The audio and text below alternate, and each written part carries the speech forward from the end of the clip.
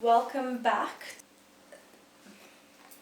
This channel that was supposed to be a sort of educational channel about everything that I've learned is sort of going way off track. No, as I'm really bad at Python, it's supposed to be some sort of educational channel and a means for me to express and learn and share what I've learned. And seeing as Python's going really badly, I have decided to talk about a more relevant topic, which is coronavirus. So, how's lockdown been? I'm sure all of you can agree that the entire world is in isolation and lockdown, and it's a pretty scary time because 3 weeks is a long time.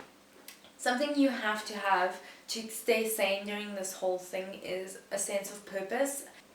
Since I've started this course, I've been up every morning, like happy to get up. Doesn't matter if it's a Saturday or a Monday, like pop up and start working on whatever I need to work on. If you don't know what course I'm talking about, it's the software engineering bootcamp that I started 3 weeks ago. Watch this video here somewhere. Down. I don't know. For that, if you want to check that out. Because I've felt that there's been purpose with my coding and what I've been learning, I've been getting up and like going at it every single morning, not an issue, whereas beforehand I was really struggling to sort of find something to get up for in the mornings. Not in like a bad way, like I'd still do it, it was just this sort of it, staying under the blankets. What's the point? Us as humans were designed to get up and to do a thing, not to stay warm underneath the blankets, right? So if you slip into that sort of mindset, then clearly there is a problem. The point that I'm trying to make is, as much as you need a sense of purpose in a bigger perspective, you also need it in a smaller perspective when it comes to something like this virus. If you are going to set a purpose for these 3 weeks, you're going to come out on the other end as a better person and as a sane person. So what we have been doing is we've been making sure that every morning we get up, we make a coffee, we do some exercise, we then get on with our day.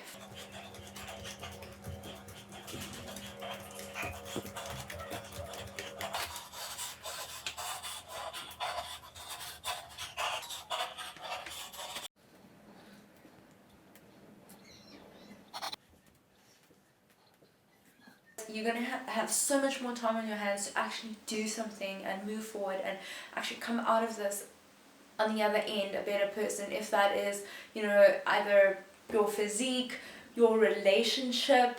I mean, being stuck with someone in a house for 3 weeks, that's intense. You're going to get on each other's nerves. Freaking hell, my cat gets on my nerves every single morning. Like, they are not dealing well with this, by the way. They have to stay inside in case someone touches them, and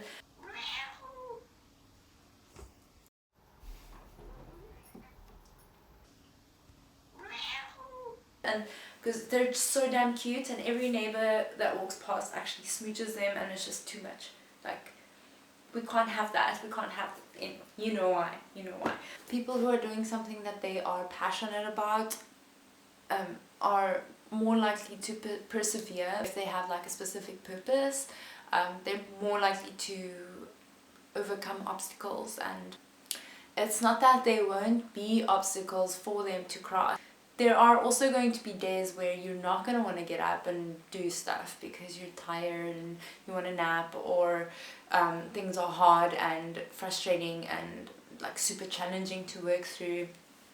But you're way more likely to persevere if that is something that you're passionate about, and as opposed to having to go through all of that for someone else's dream, or something that makes someone else happy. Or if you place your entire purpose in material things like money and status and stuff like that. I mean, those things are important to people, but you also need to have perspective in what is actually important. It's hard to sustain an uphill path if you're not emotionally invested in it. Nietzsche said that he who has a why can bear almost any how. So what's your why?